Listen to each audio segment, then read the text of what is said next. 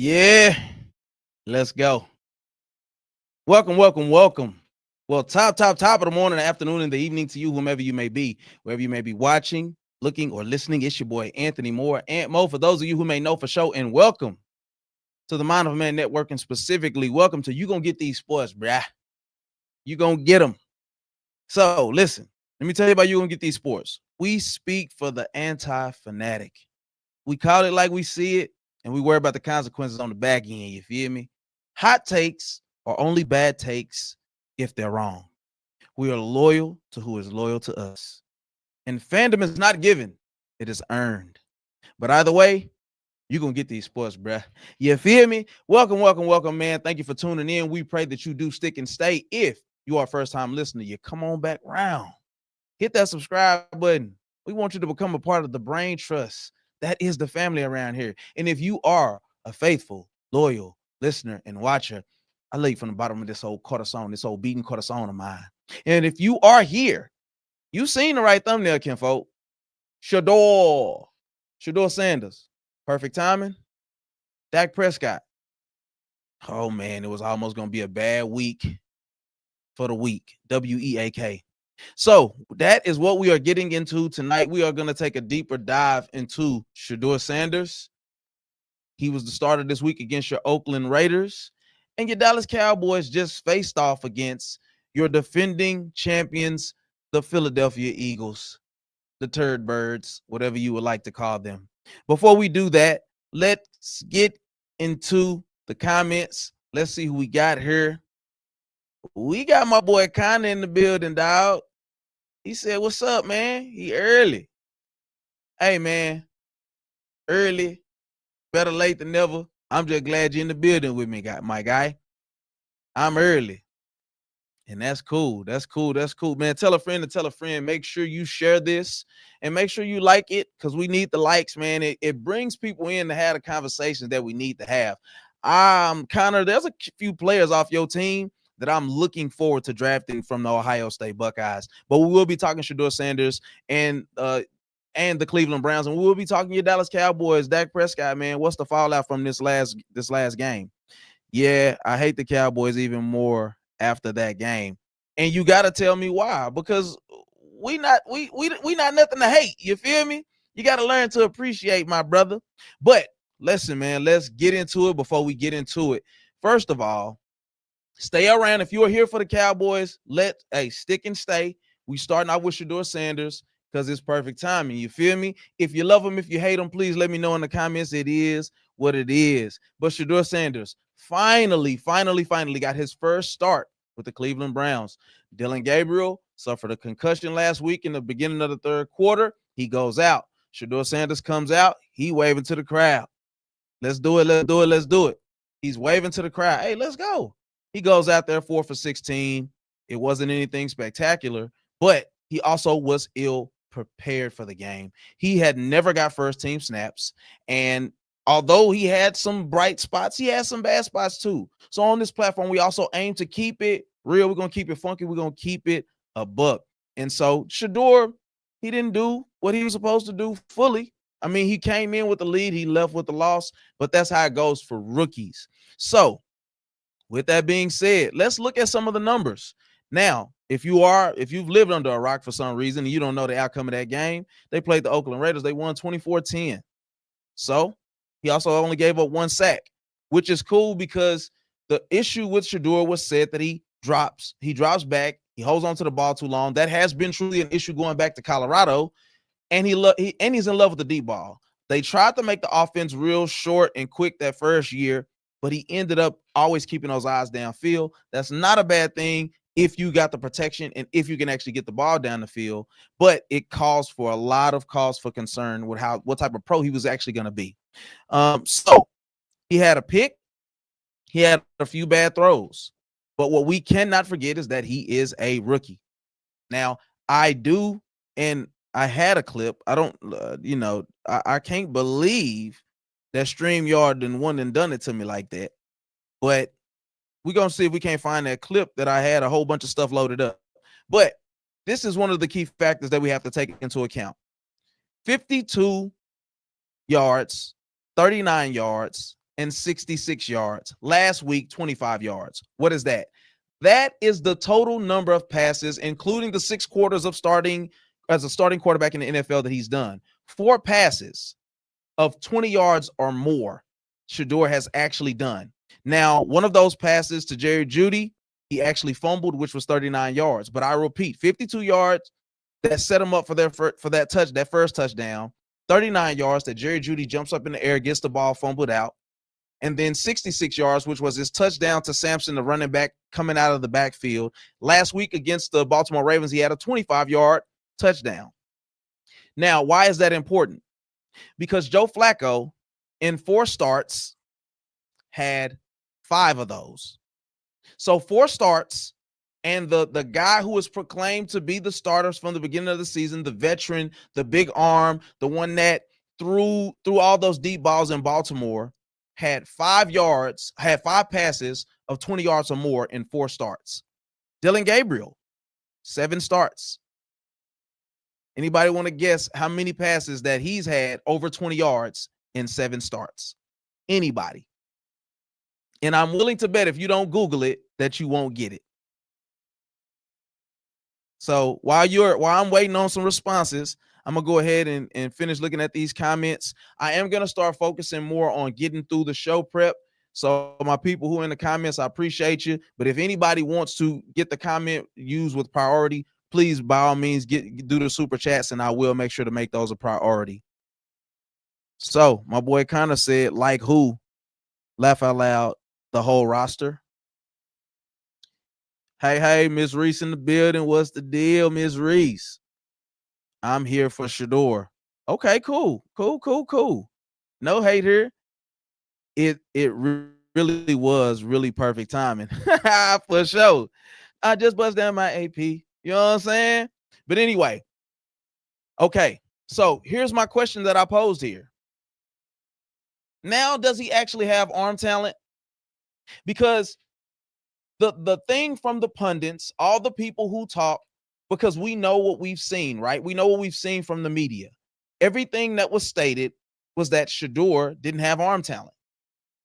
That Shedeur, he didn't have the strength to get the ball down the field. Like he was just a scrub the majority of his college career, his high school career, like he wasn't sent offers by Alabama and teams of that and teams like that in college.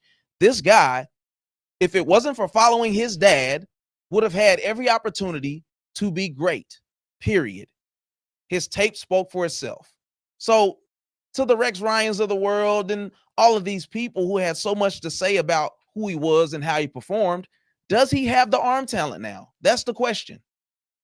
Because here's what I want to point out to you guys. Cam Ward, the #1 draft pick, been a starter all season. Anybody want to guess how many wins he has?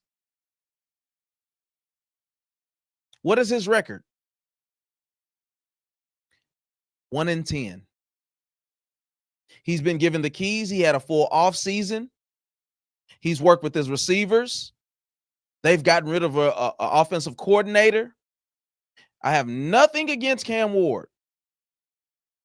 I'm just not so sure he's that much better than Shedeur Sanders. He's 1-10. They got the same amount of wins. Shedeur has 1 start. He has 1 win. Now, I will be honest, and I will preface it by saying I understand that it was against the decrepit Oakland Raiders. I am fully aware of that. I'm not going to make any excuses for it. It was the Raiders. But we cannot control who we play against, who we start against. Speaking we as an athlete, a quarterback, whoever it is your job to perform. Point blank, period.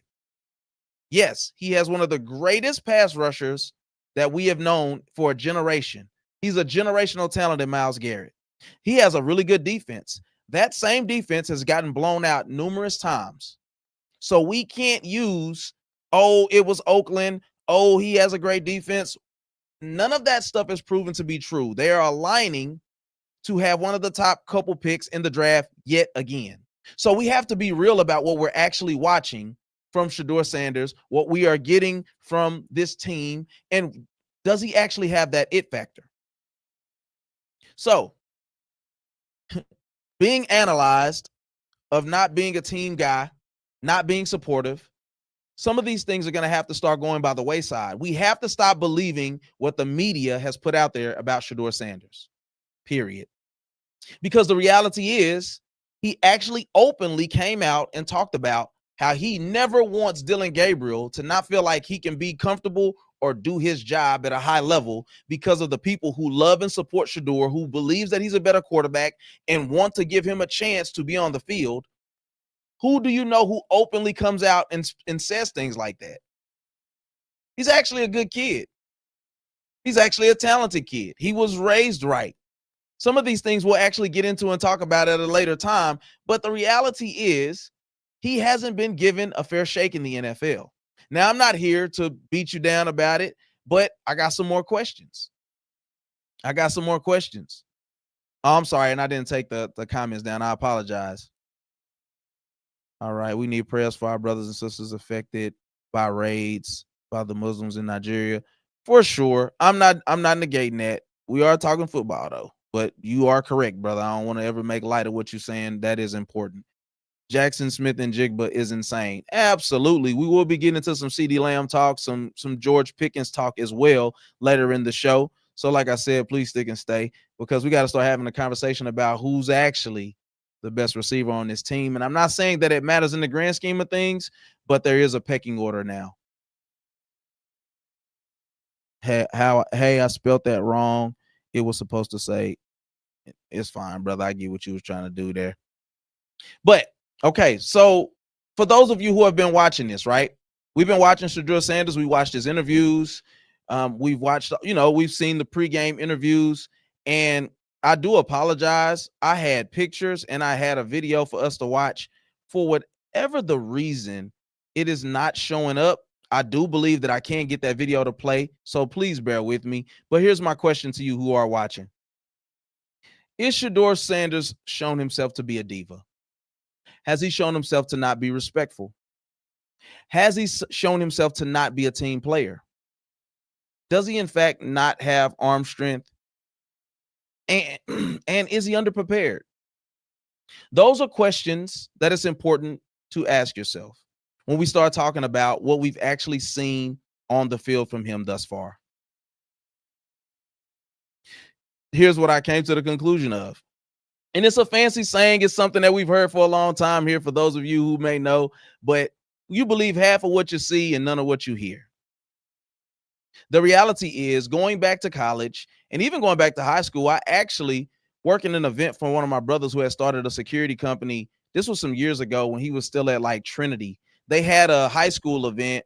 They had their prom at this place over in I forgot the name of the city, but it's a little past Mansfield. And I had a brief encounter with the kid. He was super respectful.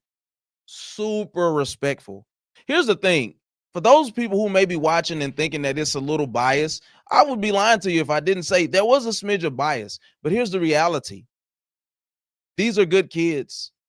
They were raised well. And if first impressions make a difference, he made a hell of a good impression, even on me as a high school kid. Very respectful, spoke before he was spoken to, didn't try to buck the system, didn't try to say, do you know who I am? Do you know who my daddy is? All those things matter. And if we really look at it, he's always been that type of kid. Don't let my confidence be mistaken for cockiness, or don't let who I am offend you. That was to the effect of what his dad said. I ain't quoting it verbatim, but that's the reality, man. People are not comfortable in their own skin. And when that happens, you're given a bunch of titles and a bunch of things are said about you that don't always prove themselves to be true. The reality is this, even for myself, I'm a person that has had to learn how to have confidence. As a kid, I had to learn to have confidence because I didn't have nobody telling me, you're good at this, you're going to be this, I believe this to be true about you. He had that, and it's perfectly fine. They stated that he was studying while he was having lunch because he understood the importance and the magnitude of what it meant to be prepared. He had a week to prove himself. That's it. So the fact that he was seen everywhere studying film says a lot. The fact that he had time to at least take reps with the ones, he's you got to think about this. There are OTAs, there are mini camps, there's training camp. All that time, the quarterback has the time to do the work with his receivers, running backs, learning how they go in and out of their breaks, run routes, receive hand off to the running back, all type of things. Do private workouts where y'all just go and throw and catch. He had no opportunity to do all those things. And for some reason, Shedeur Sanders still has found a way to execute. What I am still yet so surprised about is if you go to the comments and you watch the things that he says, the way that he carries himself, there's still a large metrics of hate for this kid. And if you are watching, please do me a favor and tell me why there is such vitriol and seeming hate for a kid who is simply displaying confidence. When Tom Brady steps out on the field and he believes what he believes about himself and he tells people what to do when he was a starter in this league, nobody had anything to say. When he yells at people, when he slams the tablets and the pads and all of that stuff, nobody has anything to say about it.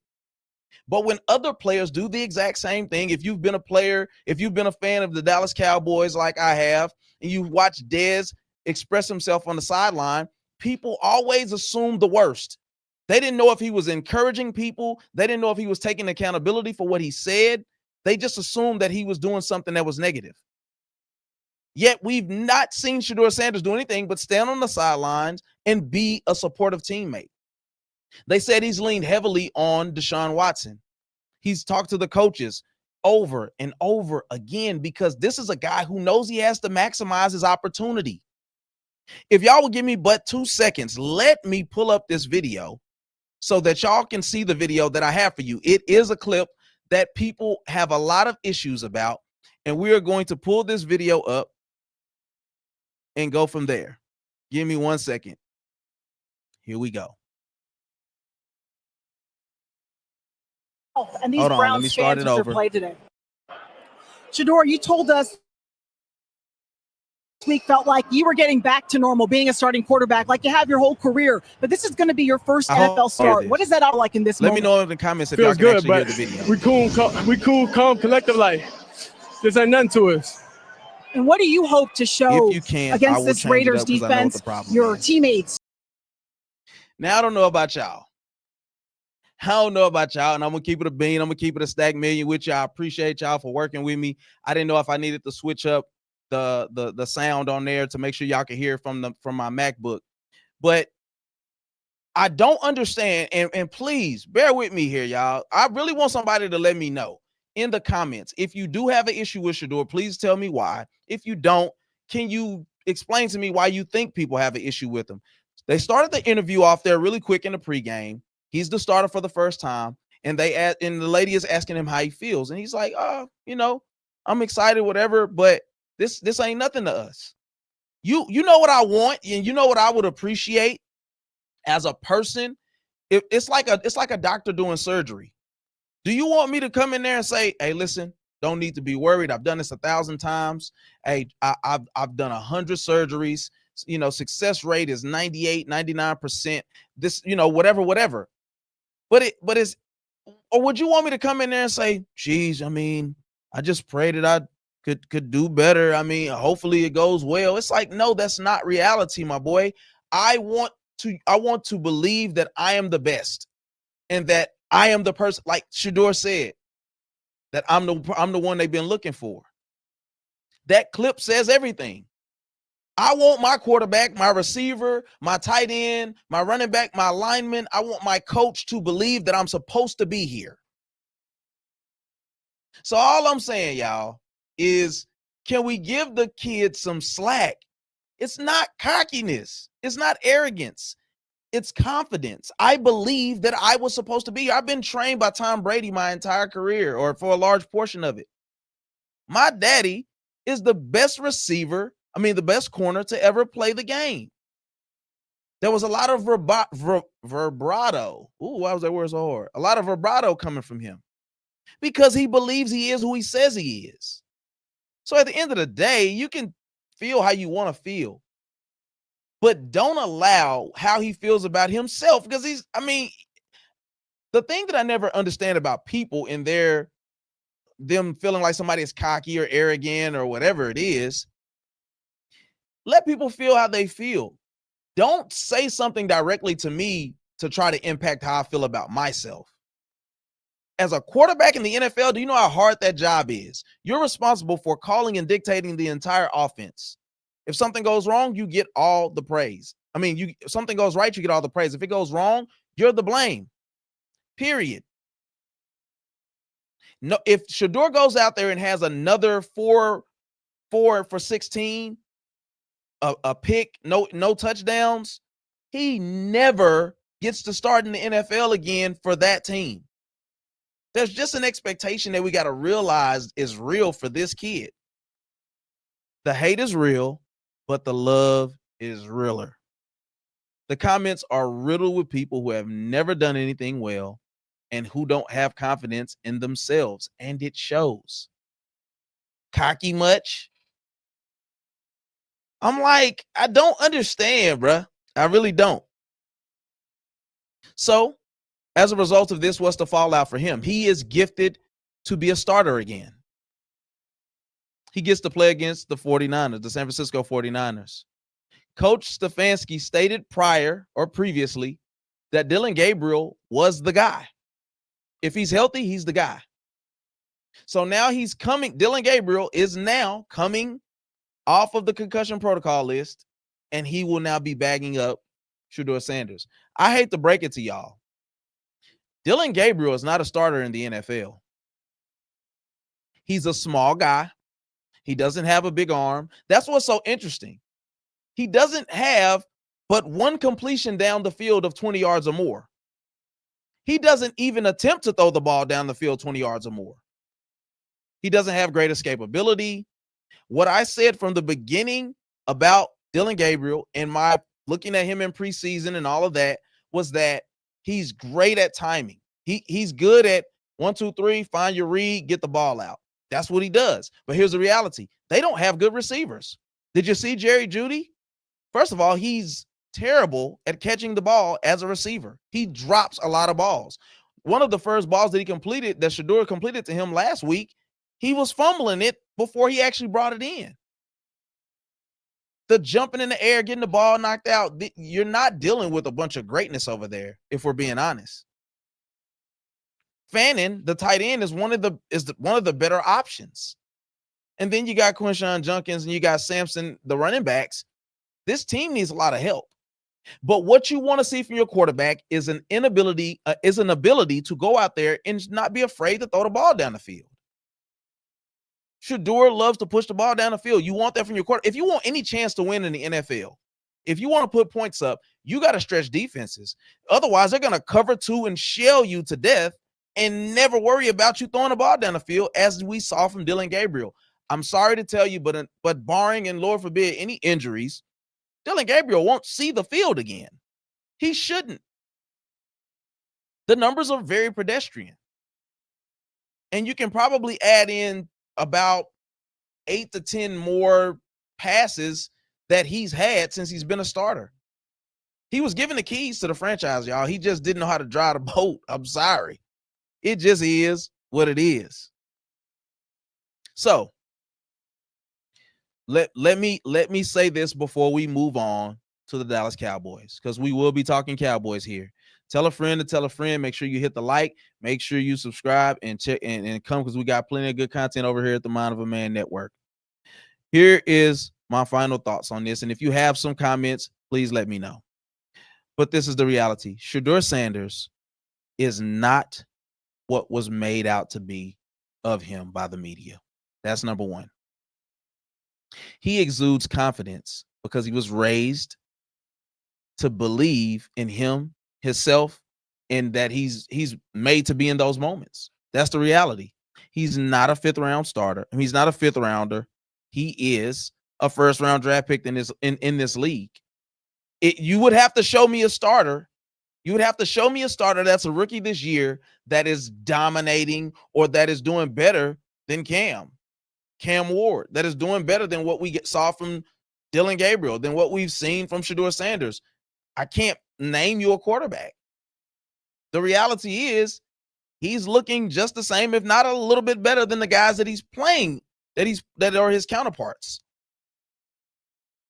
Shedeur Sanders is a starter in this league, and he's going to show you moving forward. The people, once again, the pundits saying, Rex Ryan, who, you go back and forth about what you actually believe about the kid. Shut up and get in the film room. Okay, he was in the film room. He's never got a chance to take any snaps or reps with the second team, with the first team. Here's the reality, right? For anybody who says, yeah, well, fifth rounders don't play with that. That's not true. If you're the backup, doesn't matter what round you're drafted in. Anything can happen to the starter. Anything. Hence, Dillon Gabriel gets a concussion and he's out. Now Shedeur is playing with guys that I could go out on the street and say, 1, 2, 3, running back. All right, let me throw the ball to you. You got an opportunity to play with these guys and you don't do it. So now Rex Ryan doesn't like his post-game comments and says, make it us and we. Give everybody else the credit, take the blame for anything that's done wrong. It's nothing wrong with that, guys. I'm not saying that anything is wrong with that. But the reality is you can't scrutinize this kid for everything. When he doesn't say anything and he's miming or whatever, then you say, oh, you need to grow up. Listen. Anything that I say, if I'm him, is going to be scrutinized when I believe that I should be the starter of this team. I'm going to support whatever Dillon does, but I still have to go out there and believe that I'm supposed to be here. So anyway, it is what it is, man. We move on now and we get into some Cowboy talk. I gotta be honest with you guys. It feels good. And I make this comment later on in the broadcast about drinking the Kool-Aid, but listen, the Cowboys pull stuff out of me that I wish they didn't, because they get us believing again. They get us believing and hoping, but I'll get there because I don't want to put the cart before the horse. But Dak Prescott, George Pickens, CeeDee Lamb, Quinnen Williams, Siobhan Ravel, your Dallas Cowboys, they took on the defending champions, the Philadelphia Eagles, in which, and let me make sure that the sounds, never mind. I want to do some clapping, but we're going to move on, in which they actually won the game 24-21, scoring 24 unanswered. I'm sorry. I'm sorry. We got to get these sounds right because I got to show some love to my Cowboys, dog. Make it a little louder for the haters. We got to show some love to the Dallas Cowboys, dog. We got it done. Sorry. If you a hater, keep hating. I can't help it, dog. I try to be unbiased, but we the most unbiased bias show you ever watch, because what we like, you're going to know we like it. And what we don't like, we're going to be honest about it, and we're going to tell you. I am very, very impressed with what I seen from my Dallas Cowboys yesterday. 24 unanswered points. The Eagles come out like a rushing wind. They come like a roaring lion. Not that they are one. They like the enemy, man. They come like a roaring lion, seeking whom they shall devour. Jalen Hurts he's throwing the ball around the yard, and they go up 21-0. The Cowboys were not without their mistakes, of course, but let's just look at what Dak Prescott did for your Dallas Cowboys yesterday.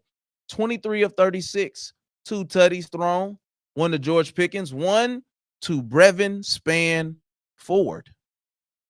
He had a rushing touchdown. My boy went over the top like he ain't did in a long time. And of course, he had 1 interception. Let's talk about the people who have reshaped how we look at this team as a whole, and the defense more specifically, the names that have the most direct impact on the Dallas Cowboys on the defensive end. We got Quinnen Williams, folks. DeMarvion Overshown. Malik Hooker and Donovan Wilson. Logan Wilson. We almost there. Just be patient, dog. Kalen Carson. And last but not least, Siobhan Prevail. We just giving love where love is due. They have turned around how we view this defense. Now, does that mean that they're without hiccups and issues? Absolutely not. Should we be careful? Because it doesn't get any easier for your Dallas Cowboys over the next couple weeks. This week in particular, Turkey Day, we have an issue on our hands. No, we shouldn't. But let's be real about let's just take a moment to take in what we just saw. Right? That defense. And let me say this, and it may be a point that I put down later in the comments, but I have to say this. That team, well, let me say this. That game was incredibly losable. Forget being winnable. Even the question field goal, even though we've just seen that Brandon Aubrey missed a field goal earlier in the game, I'm not saying that you don't keep your hope in him.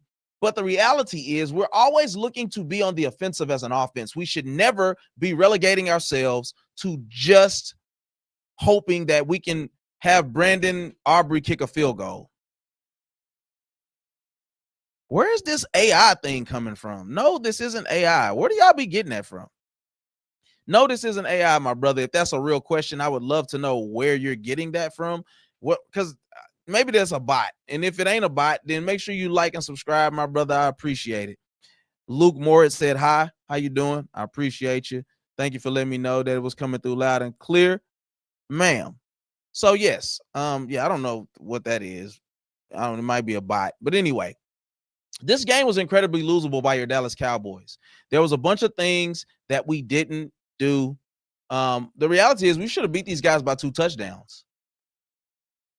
I mean, it is what it is. When you look at a terrible pick by Dak Prescott, horrendous pick by Dak Prescott, and that is the thing that normally happens with him. And then you have a fumble by Kevontae Turpin, who should not get a handoff or a toss in the backfield ever again. CeeDee Lamb did it. He has a high ankle sprain, and he's out for 3 to 4 weeks. Kevontae Turpin gets one, and he fumbles. He butt fumbles.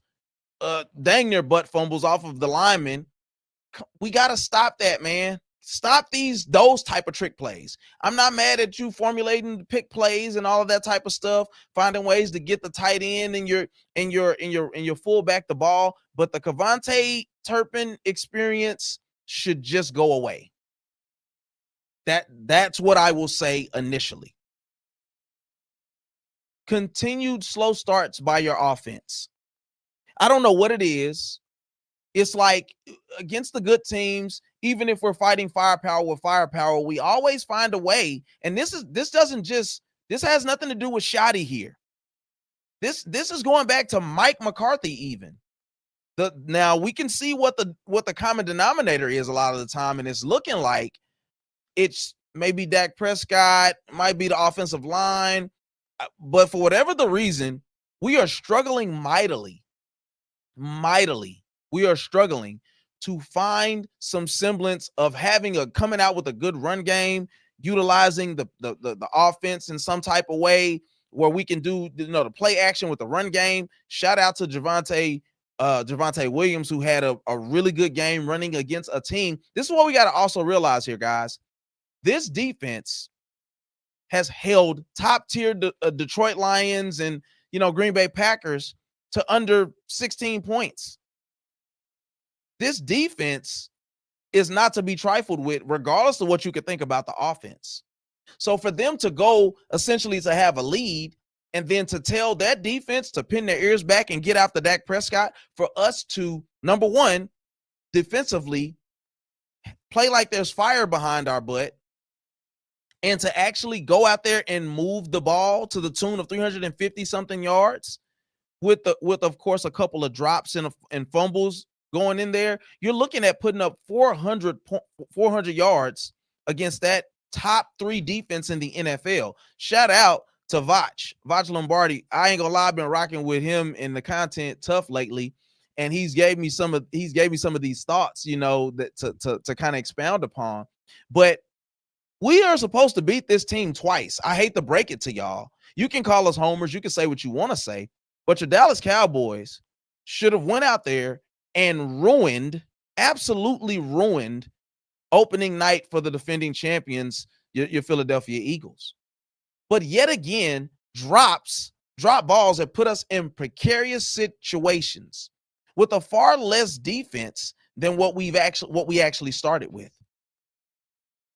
And somehow we've always seemed to answer the bell. It's a division game. We all know you should never take division opponents lightly. So even if we were to run the table, you start looking at playing Washington again, you start looking at playing the Giants again at their house, that's not something that we should take lightly. So A.J. Brown off to a hot start, had 100 yards, 10 catches, a touchdown. Listen, they gave us everything that we could handle on defense that night. Your Cowboys showed a lot of resolve. That is a game that in the past, Dak looks good losing after getting us into a hole. If you look at any playoff game, Dak Prescott has a MO. And that's why I'm most impressed with what I saw yesterday.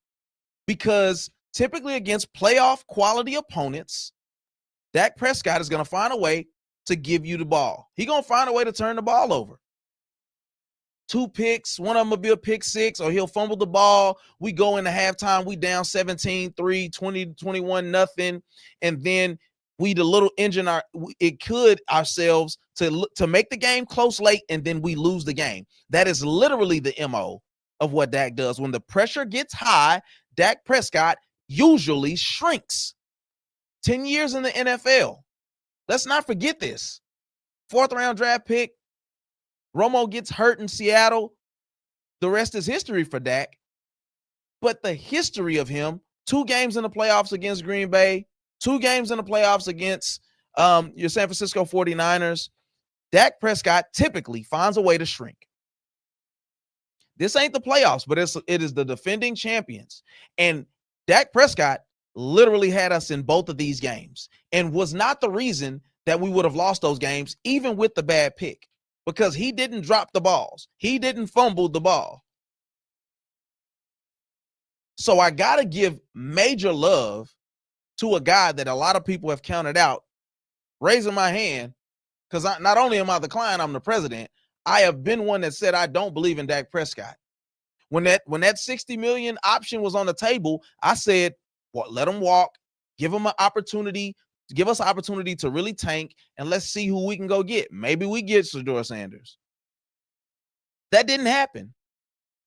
Would I still rather have Shedeur Sanders? We don't got to talk about it. But I do like what I have seen from one Rain Dakota Prescott. Let's move over to the receivers here, shall we? George Pickens. Y'all want to hear this stat line? 9 targets. 9 receptions, 146 yards, and a touchdown to boot. Ski mask up, YN in the building. He gets it done. I no longer want to argue with people about who the offense should run through when it comes to passing the ball. Now in my mind, I say, if we actually gave George Pickens the ball consistently in that first game, even though I know he was trying to still figure stuff out with Dak Prescott, shout out to whoever that was that did subscribe. I appreciate you. Thank you so much for joining the Brain Trust. I appreciate you. One more to the good over here. I appreciate you. Make sure you hit the like. But if you target George Pickens, even and not even really building a huge rapport with him in the first game, I'm going to be honest, I've not seen him drop the ball. George Pickens is an absolute dog. And it's not to make little of Cedarius Lamb. Because if you do, You're starting to forget where this team was when Amari Cooper was the number one guy and he was body catcher Bobby, and he had to play second fiddle to that guy. We had nobody. And CD played the role magnificently. Being the lead guy, going into San Francisco, he showed up big. 2 touchdowns, over 100 yards receiving in the playoffs. I'm not saying he's not a dog. I'm not saying he's not a great receiver. I'm saying he's not George Pickens, though. That is saying a lot. Because if you are a true fan and you actually watch the games, you would realize that's one of your better offensive players on this team, one of your better players on the team, period. But Cedarius Lamb has a problem with, I don't know if it's just he goes aloof in games and he taps out, or if it's not him not getting involved. He drops the ball a lot. He's now got like 7 drops for the season. That's unacceptable when he's missed 3 or 4 games with an injury. For most receivers in the NFL, if the ball is catchable, you shouldn't have 7 to 10 drops in a season. If the ball is truly catchable, he has 7 already, and he didn't play in 3 or 4 games. It's unacceptable. And we have to start, I hope, and this is my hope, is that he's taking accountability for the things that he's done. We got a Philly fan in here. Congratulations, your Cowboys won their Super Bowl against my Eagles. Incorrect, my brother. West Philly Black, incorrect. I'll be honest with you. We don't have Philadelphia week. We don't have Washington Commanders week here. You guys are not that important to us outside of being a division opponent. But y'all have Cowboy week. Y'all have videos of little kids punching bags with Dak, with George Pickens, with CeeDee Lamb, with Javonte Williams, with Kevontae Turpin, with is it Jeff Ferguson?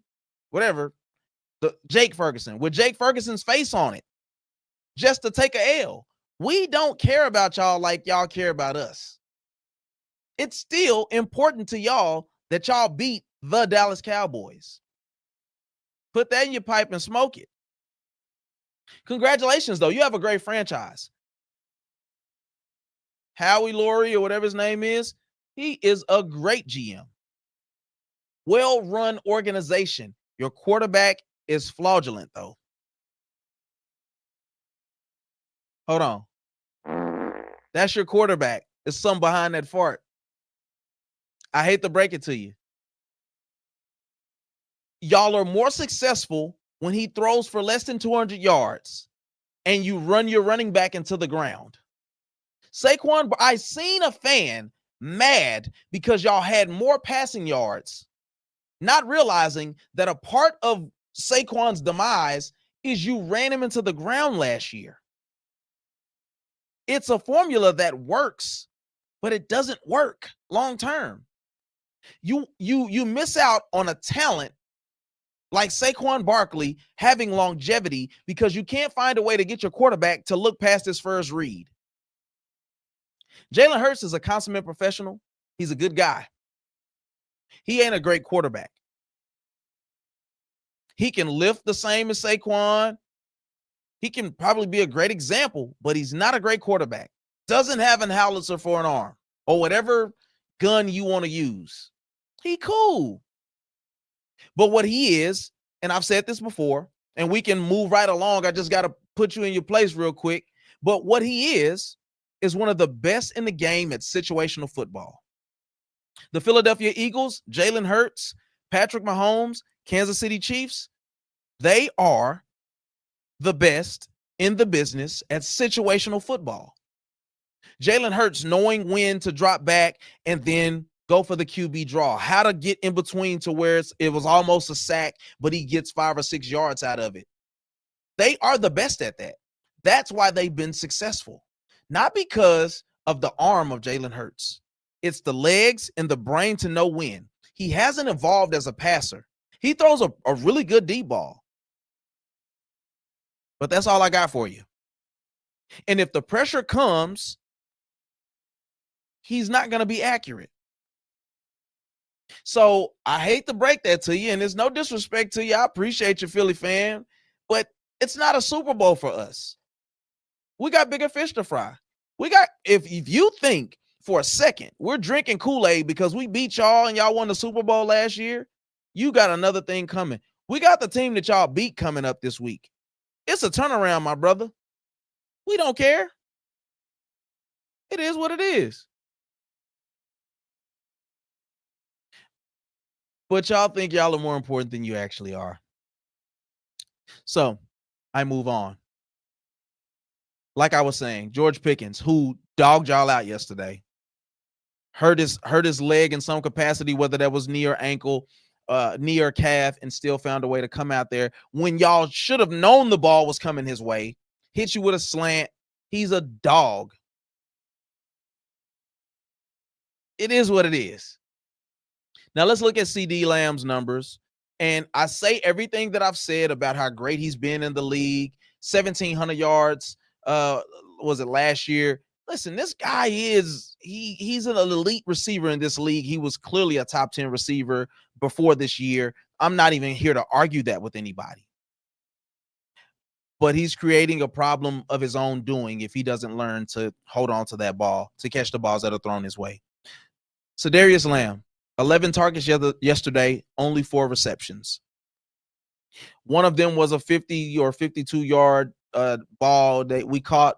One of the guys jumping off sides, Dak hurls it up. Great adjustment in the air to catch the ball. He went from one shoulder to the other to turn around and catch it. And even then, he had to corral it. He's dealing with the confidence thing, whether it is being in his own head all the time anyway, whether that is him dealing with the reality that George Pickens may be a little more reliable, a little more talented, whatever that may be. It's not that I think he wants George Pickens to do bad. I think he wants to keep up with how great George is doing. And he ends up being the reason that it doesn't happen, because if you catch the ball, your numbers are comparable. You actually got more targets. That speaks to another thing, though. We have to stop forcing him the ball to get him going or to raise his confidence. We have to play within the flow of the offense. Dak almost threw 2 picks, maybe even 3, trying to force the ball to Shedeur Lamb. That has to stop. And I mean, it has to stop. Not now, but right now. Move the ball around.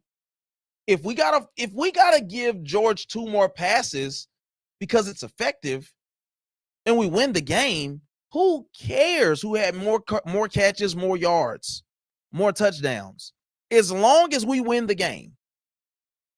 And seeing him on the sidelines doing the same old, come on, I can't believe it, or he's holding me. I don't want to hear excuses. We got to learn how to accept the reality and perform. CD, love you like a play cousin. You got to catch the ball, my boy.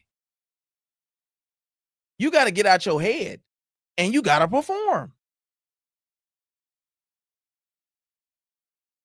All right.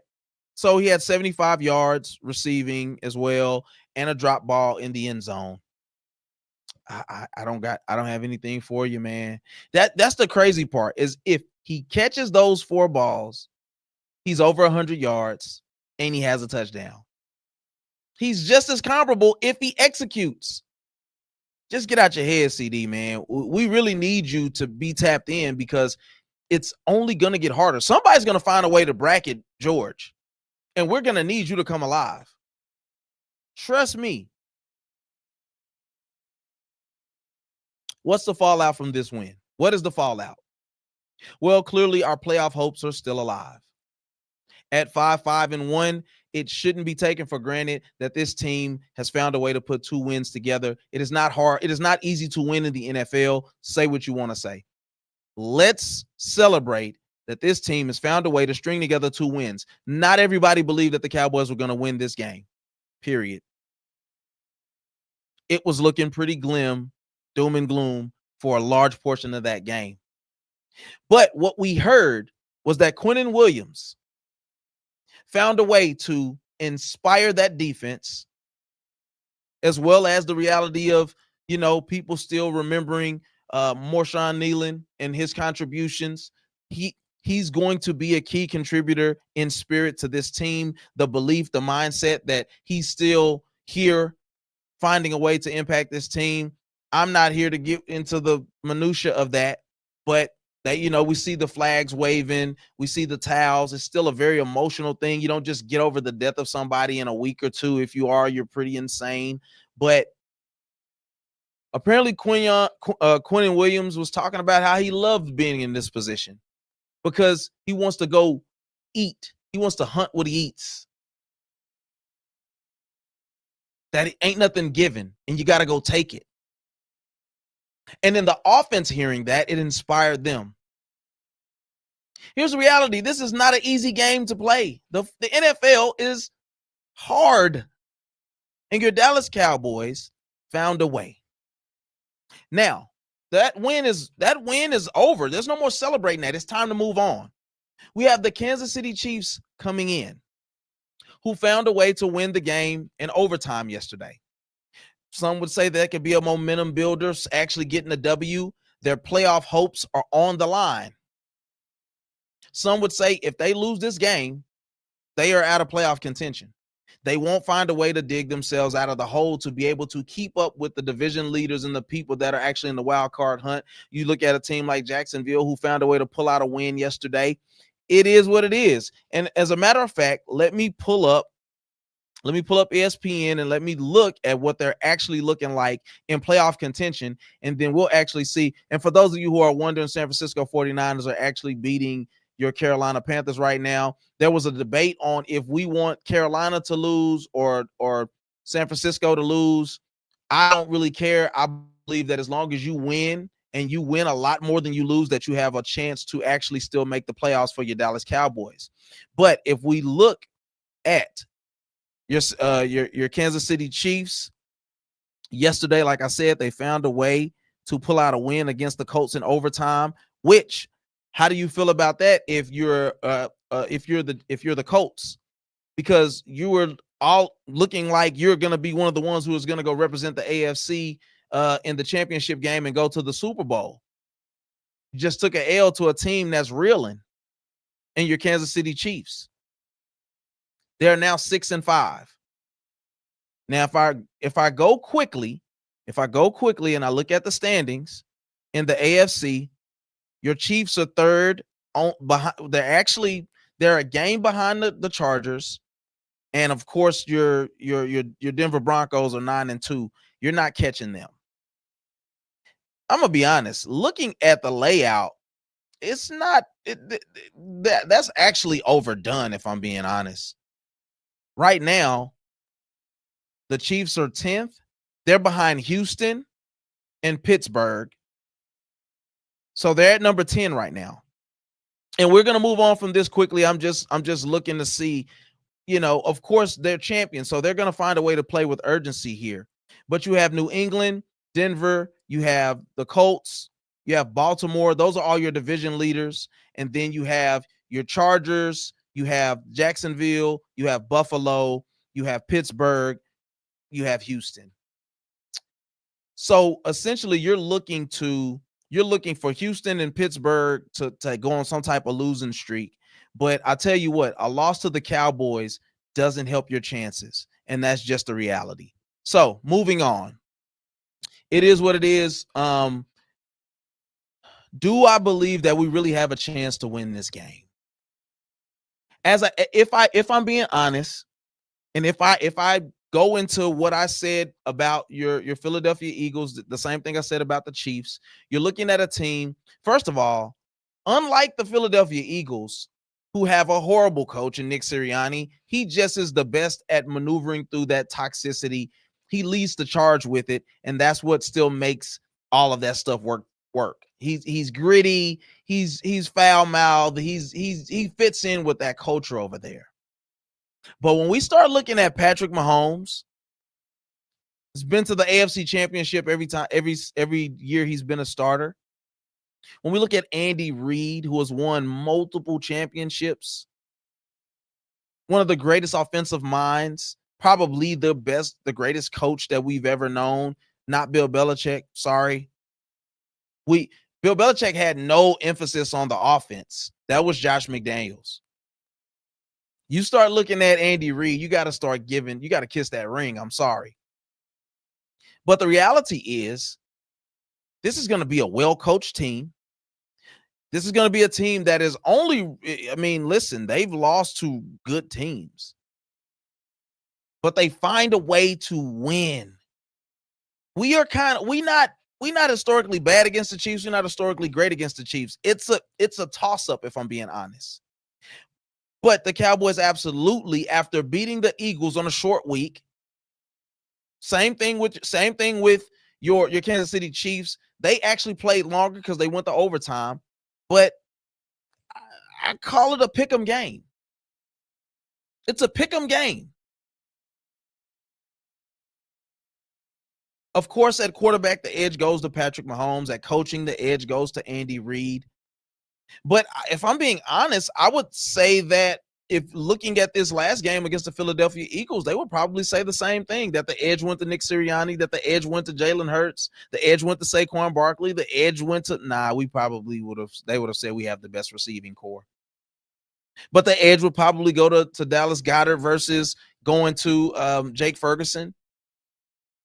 What about on defense? I don't think that defense is as great as the Philadelphia Eagles, not a top 3 defense. But I'm really starting to believe here. I'm not going to lie to y'all.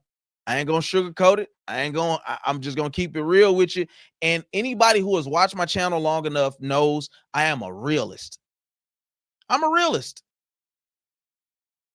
I believe we were actually going to beat the Eagles by 2 touchdowns. Because now with that new made defense that we talked about at the beginning of talking about the Cowboys today, they have presented a real problem. Here's a stat for you. Quinnen Williams had a career high 8 pressures in that game.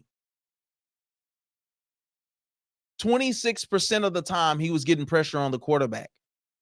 He's a problem, and it was one-on-one. That ain't wise. So, do I believe? Yes. Do we have a shot? I would say yes. Is it going to happen? I tell you what, the Dallas Cowboys pull out a win this Thursday. Oh, we got a big problem on our hands, NFL. Because we are actually starting to learn how to win. This is the interesting thing about having a quarterback that you've had for 10 years now, having 2 top-tier receivers and all of those things, a rookie coach.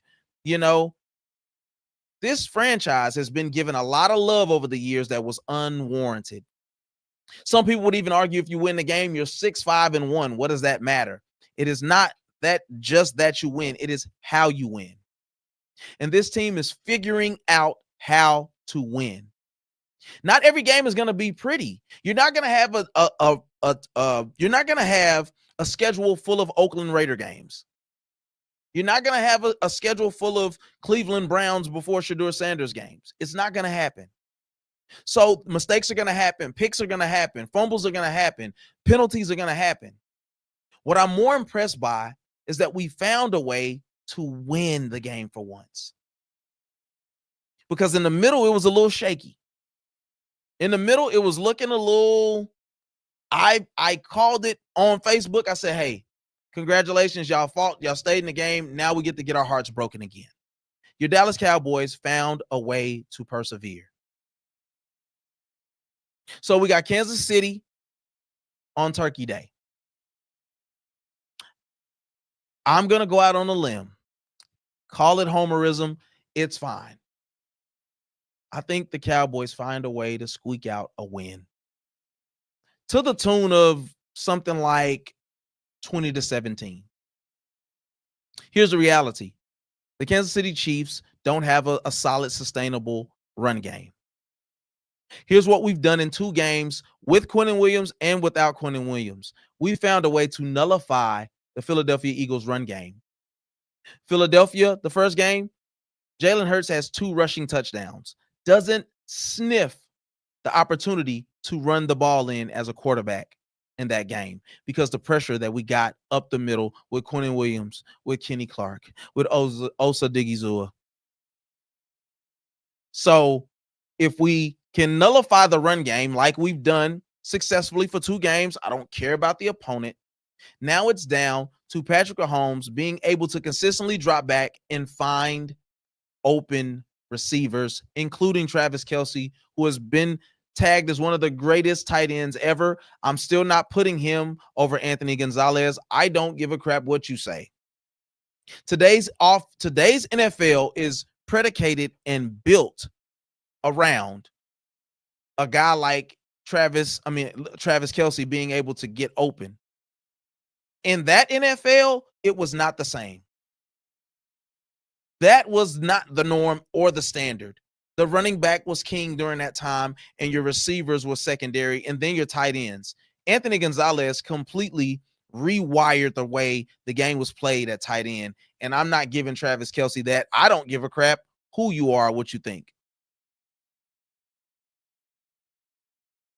What do you get out of saying this is AI? I ain't gonna lie. Y'all may be bots. It's weird, but what do you get out of saying this is AI? Like, cool. Hit the like the new AI channel.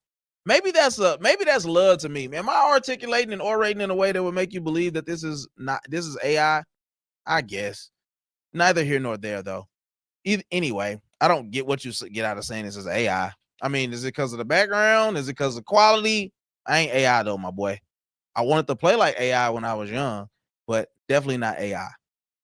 So anyway, I believe that the Cowboys win to the tune of something like 21-17, 23-17. I believe that maybe you have to actually get a last minute stop to seal this game. I believe that the Cowboys find a way to get their offense going a little better, not because it equals more points, but maybe more of a consistent flow and move of the ball. Maybe there are more kicks by Brandon Aubrey than touchdowns scored. Both teams are coming off a short week. But I think there's a recipe for finding a way to slow down this Kansas City Chiefs offense. You definitely have to shell, do more zone, and force Patrick Mahomes to start finding holes within that zone. Now Trevon Diggs may have an opportunity to come back. I don't know if that helps this team or hurts it, but I do believe as long as Kalen Carson isn't having some season-ending injury, that Kalen Carson, Siobhan Reveille, and Deron Bland at corner are starting to find a way as young corners to gel together. Not gonna lie to y'all, at safety, Malik Hooker, Donovan Wilson, they are liabilities. So as long as we can keep things in front of us, because we know the MO we talk about as Xavier Worthy, which he might be still hurt. You talk about the kid, I think his name is Thompson. I don't know their receivers like that. I know them, but their names are skipping me. It's not about them. They're all speedsters. They all find a way to get open down the field. What we've done well is not give up the big down the play fields the last 2 games. Not that they haven't gashed us for 10, 15 yards or something like that, but the over-the-top easy touchdowns, we have to nullify that in this game. And if we do, I believe that it gives Quinnen Williams, Kenny Clark, Osa Digizua. If I don't know if Jadeveon Clowney is actually healthy because he did get hurt in that game. What's his name? Periwinkle or Perry Winfrey, whatever his name is. Those guys, it gives them an opportunity to bring that pressure. Don't forget about Donovan Ezeraku. We have the ability now with this newfound defense and this consistent, hopefully more consistent offense to find a flow to be able to win this game. Now we're looking at 6-5-1, looking to now go to Ford Field against the Detroit Lions to try to exercise some demons against a team that's looking real beatable. Your Philadelphia Eagles just held that team to under 10 points or something like that. So I'm not saying we're the Philadelphia Eagles defense, but I am saying we put up 24 points against that same team. So yes, there's a chance. And I didn't want to say it too early, because at first we needed to get a win against the Philadelphia Eagles. But I'm not scared of none of these teams, y'all. And not to say that we can't lose. because we can lose. I'm just not scared of the Chiefs, bruh. I'm not scared of the Lions. They're not looking like the same team without their offensive coordinator, Ben Johnson, over there in Chicago, who's got them. How are we feeling about that Chicago loss now? How are we feeling about that Carolina loss now? They're losing still in the fourth quarter. They're down 17-9 to the 49ers. But how are we feeling about that loss? Those losses? Because those are appearing to be quality opponents now. I'm not saying that it makes it okay, but they're not the scum of the earth that we thought they were going to be. You should have beat Carolina. Okay, cool. 3 of those losses, and even if, here's the thing, this is why you can't get into the ifs game, right? Because if you change up your play calling against Green Bay, it's a win. Carolina's the game that it's like it was just out of hand. Denver was just out of hand. Any of those other games, I could find a pocket where it's like, man, we should have came away with a win here. Arizona, how does Jacoby Brissett end up being able to do what he did against us? It's actually quite laughable. So I don't like to play the if game because a lot of those games, this team could look a lot different. Here's what we can control. Moving forward, you control your destiny because you play the games, and there's enough of them left that you can end up 10-6-1, 11-5-1, at worst case scenario, 9-7-1. You probably don't make the playoffs if you end up 9-7-1. And then some people would argue, what's the point of even trying to win all these games if you don't really get a chance to make the playoffs? But that's neither here nor there. So if we don't have any comments, I got a few more thoughts and we're going to get you out of here, man. I appreciate everybody who's been rocking with the kid. Make sure you hit the like button. Thank you once again. Let me get old buddy that was hating out of here. I don't know. Somebody was AI. But here's my final thoughts. I'm impressed by your Cowboys, but I am worried at the same time. Shout out to OT Genesis. I do believe that this team has the ability to do something that we haven't seen in a long time. They would be primed for a playoff run if they would, in fact, be able to make the playoffs. We just got to keep it real here. There's that thing. It's this thing called Mo. That Mo get the rolling, the momentum, and it can make an impact on how we look at this, at how they are able to execute and perform. So I'm impressed, but I'm worried because this is the Cowboys. They're making us believe again. The Cowboys are making us believe that they can actually do what everybody wanted to count them out as far as putting wins together, actually gelling as a team, actually fighting through adversity, whether that's the loss of a teammate, whether that's going against a tough strength of schedule. It sucks that you can lose to a team like Arizona, you can lose to a team like Carolina, you can lose to the Bears, but then beat the Eagles. That sucks. But this is where we're at. Here's my issue, though, in them making us believe again. When we believe, they drink the Kool-Aid. And when they drink the Kool-Aid, they underperform. They go out there and lay eggs. Historically, over the past 30 years, they've meandered in mediocrity. They've turned into the pumpkin at 12 o'clock. Right when you believe that they're ready to turn the corner. It is my hope that your Dallas Cowboys can find a way to squeak out a win. And that's 3 games in 12 days. You then get some rest. You get technically a 10-day rest because you go from Thursday to playing another Thursday. I mean, yes, you will play again that Thursday. So Thursday off that whole week and then go back to Thursday. So you actually get like another mini bye to kind of rest up and heal. But we shall see. I do believe you Cowboys get it done. I appreciate everybody for tuning in to You Gonna Get These Sports, bruh. Please, please make sure you share, like, comment, subscribe, tell a friend to come get these sports. Thank you for watching the Mind of a Man Network. I am your host, Anthony Moore, Ant Mo, for those of you who may not know for sure. And as I end every podcast, listen, man, Life is hard enough. So don't just live elevated. Until next time, I love you, man. I love you. May the Lord keep you. And I'll see you next week. Y'all be easy. Why now? Appreciate that. Great show. Great show. Appreciate you, Ms. Reese. Faithful few. Y'all have a great night. Peace.